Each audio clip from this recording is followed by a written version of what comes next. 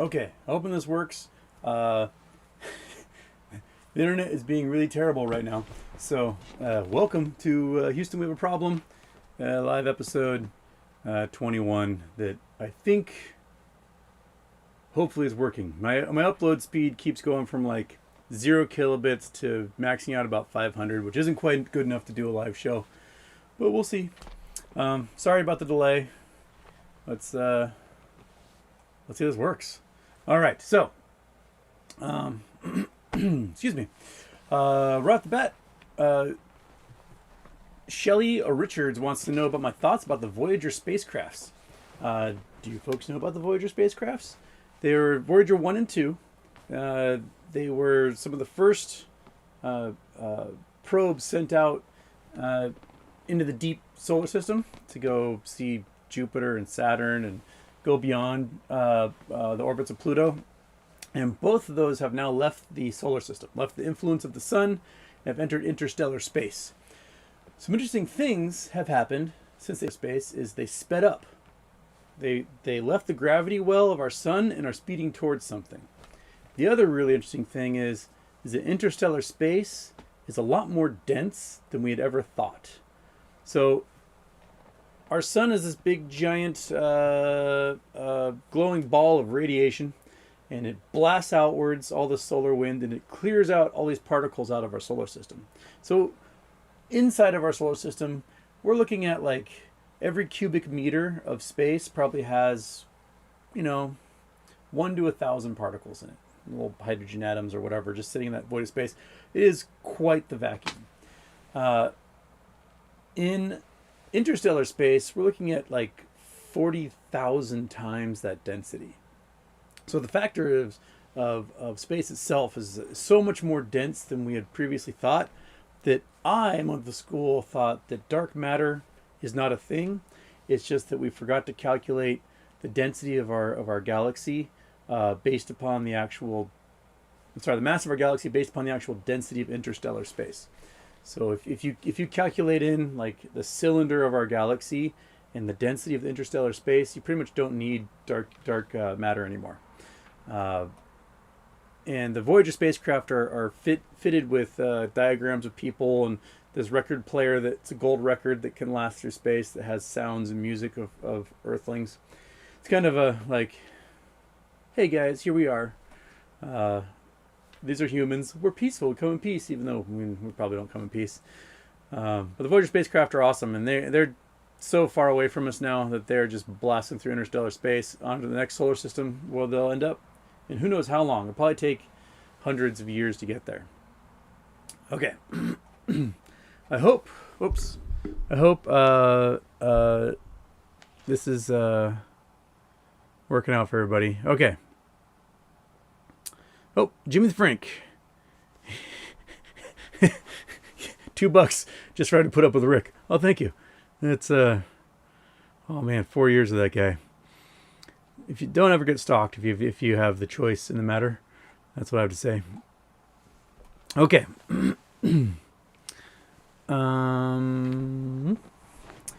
Andrew Stewart asks, here's one. Does molten rock pressure under the mantle equalize, i.e. more lava coming up in Iceland mean less coming out of the ground in Hawaii?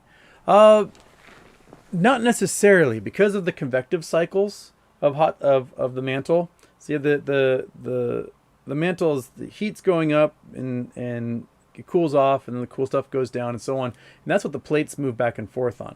So if one plate is diving, it's generating a new magma that comes up in volcanoes. If there's a hotspot volcano that's firing out, that means that more magma has to be going back down again. So it all kind of equals out in the end. So the different hotspot volcanoes around the world all seem to have, or be related to possibly different systems of material being brought down inside the earth and regenerated through the mantle. And different hotspots have different timelines, right? So like Hawaii, Kilauea has been essentially erupting nonstop since like 1983, 84, somewhere in there. The other really active volcanoes, you've got La Reunion down in the Indian Ocean, which is like French Hawaii, basically. Iceland, Mount Etna. Um, those are the volcanoes that really stand out as like having lots of basalt flows, oceanic basalt flows. Um, yeah, they're active all over the place and constantly going. I would love to see a flood basalt event. That would be rad.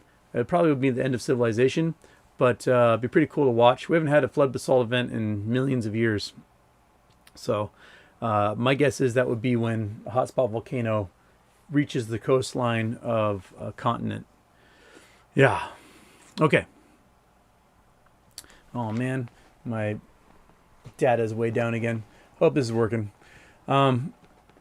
Protege's son asks, it says he can't watch the show today, but wants to know if this more controlled and slower way of dealing with the MOAS that's being discussed, do you think it could potentially lower the ceiling on squeezes? I think that might be the goal. Like I did in it was like show 1.5, talking about flattening the curve. So the longer they can draw it out, the more time between margin calls and liquidity and defaults they can do, the more flat that curve is going to be on price action. But if it all happens at once, that curve is going to be really steep and the price is going to be really high. But regardless, the area under those curves, whether it's flat or big, will basically be the same because it has to do with how many shares they need to buy to close those positions. Oh man, the internet is so bad right now. I'm so sorry. I Comcast. I pay you for the good internet. Okay. Man. A lot of pollen today. Anna Rulnick asks, what brokerage do you use to trade OTC pinks? I use Fidelity and Schwab. I've had better luck with Schwab trading Q-listed stocks, like ones that are in bankruptcy and the price is just bouncing around. I recently picked up a bunch of Sears shares via Schwab. Fidelity didn't want to let me do it. So, all right.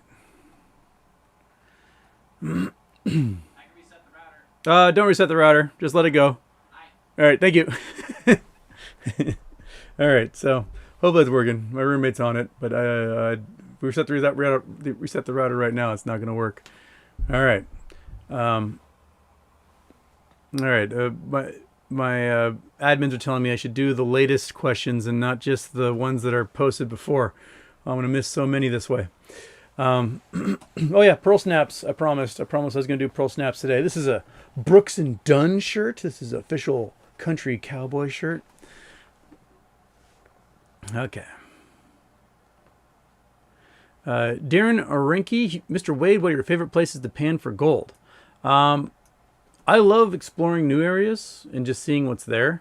But every year I go up to the Methow and Twist River up in the North Cascades of Washington, and I take friends there every August, and we go pan for gold and go for hikes. But right now, everything's on fire there again, so it's been a couple of years since I've actually been able to go to my claims on the Methow and take friends camping because it just keeps burning down. I love standing in like 85-degree river water, and yeah, wonderful. Just digging and swimming and letting the dog run around. Okay. Jimmy D says, didn't answer his super chat. Oh, Mr. Super Chat yesterday. I'm sorry, Jimmy D. How likely would it be for there to be a Chernobyl-like event in the U.S.? I mean, the probability is never zero. We had 3 Mile Island. We had several instances where we had some emergencies in nuclear power plants. So a meltdown event. I mean, if you guys all saw the miniseries Chernobyl, they did a great job explaining how the meltdown event happens.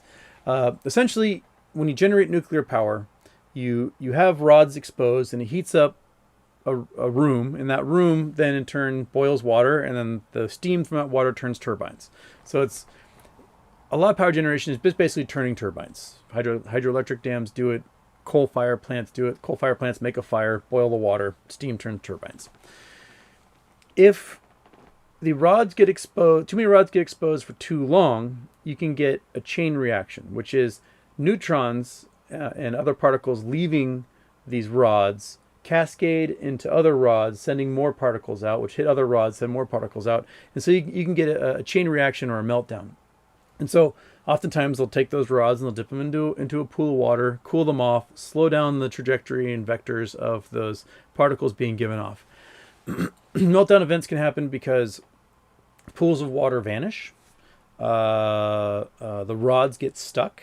Someone accidentally leaves them out in the open for too long and doesn't let them cool off to keep a chain reaction. Too many rods get pulled out.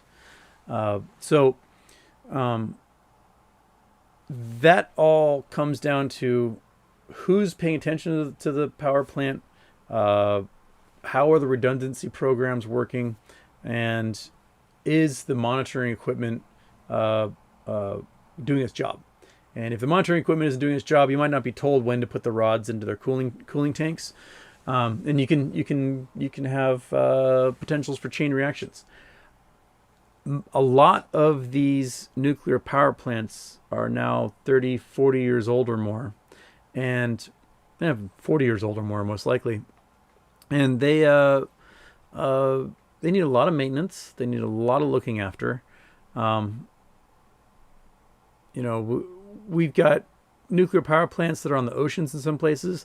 I know they're shutting down the San Onofre plant down in Southern California, but that's a plant that's at risk for coastal flooding, tsunamis, earthquakes, and so they're dismantling that nuclear power plant right now.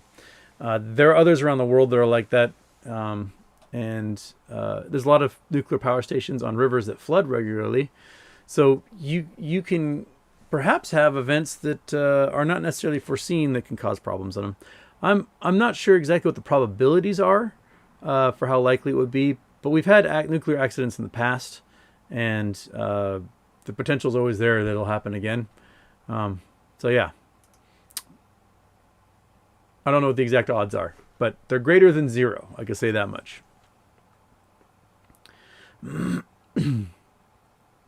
Okay. Beats by DeWood. Houston, how do you find a girlfriend? How do I find them? They just slip into my DMs, man. They find me.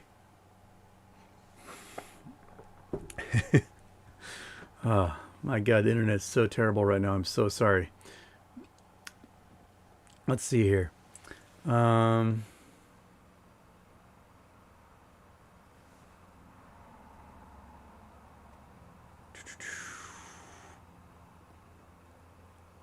If I had $1,000, this is from Dan Johnson. If I had $1,000, would I buy AMC or metamaterial? Man, AMC's due for their cyclical pop again, but metamaterial I think is going to have a bigger push of that T35 date because of the QSIP change. And that QSIP change, I think, is a big deal because it forces recalls across the board for that stock. So I'd probably, not financial advice, I'd probably lean towards metamaterial at the moment for a quick gain for next month, and then possibly sell that and buy AMC or GME or something else. Yeah. If I had $1,000, that's what I'd play with at the moment. Sully69 asks about Devil's Postpile, Mammoth Lakes, California. How did nature create this, and have you explored here? I have not explored Mammoth Lakes. I've driven past Mammoth Lakes, but I haven't had a chance to explore it yet. But we'll bring up some. Devil's Postpile is pretty cool, so let me see if I can bring up a picture of it. It's a national monument in Mammoth Lakes, California. So it's a big, giant columnar basalt. And let's see if we can get a nice big. Columnar basalts are fairly normal. They happen in a lot of places. I gotta go switch capture device and we're going to go to screen capture recorder. There we go. There's some Devil Post piles. So these are columnar basalts, and columnar basalts are magma that's cooled over time, and you can see the tops of them here. So when the magma cools slowly, it shrinks because the solid takes up less space than a liquid, and it shrinks and it breaks into these little hexagonals. And this is what basalt does. They happen anywhere slowly. So like Devil's Tower in Wyoming in Close Encounters of the Third Kind, that's a columnar basalt. There's a lot of columnar basalts in the Columbia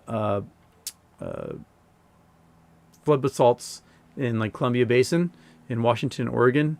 It's actually technically a plateau, Columbia Plateau, but everyone calls it Columbia Basin, which is the opposite.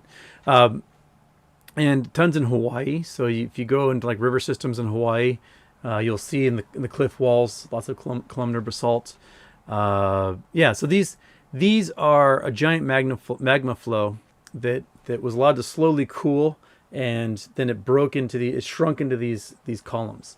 In Iceland, they actually designed their art museum to sort of look like columnar basalt. How do you spell Reykjavik?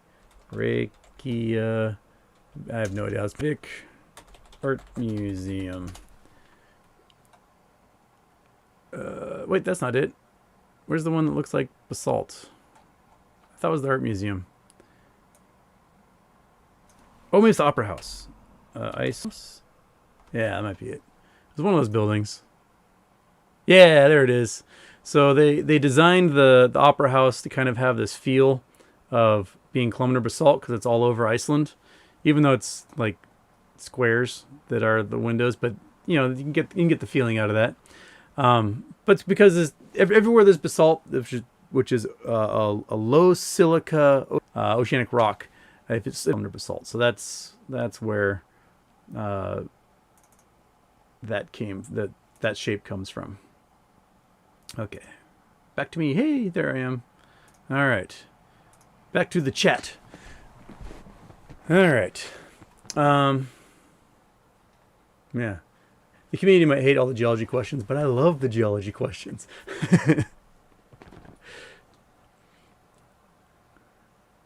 Okay. Andrew Stewart asks, have I ever been to Oyster Fest in Shelton? Super fun time. I've not been to Oyster Fest in Shelton. When I've eaten oysters, like gone to eat oysters, I've gone to Hama Hama on the Hood Canal and had them there. And then I have a friend here in my community that grows like hundreds of bags of oysters on their beach, and we'll go eat those.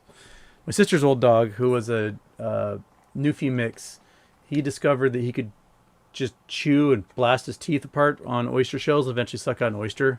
He loved those things. Moneymaker asks, do you think metamaterial can hit $21 again? Very possible. Especially if they get a pop from the CUSIP change, forcing these short hedge funds to buy come with the 16th. When's the T35 date? Somewhere around there. So, oh man, the video is so bad right now. Crap, it's just bouncing around. Maybe, all right. I'm going to try. I may have to just reset the router again and try for another show. I'm sorry about that, guys. One sec.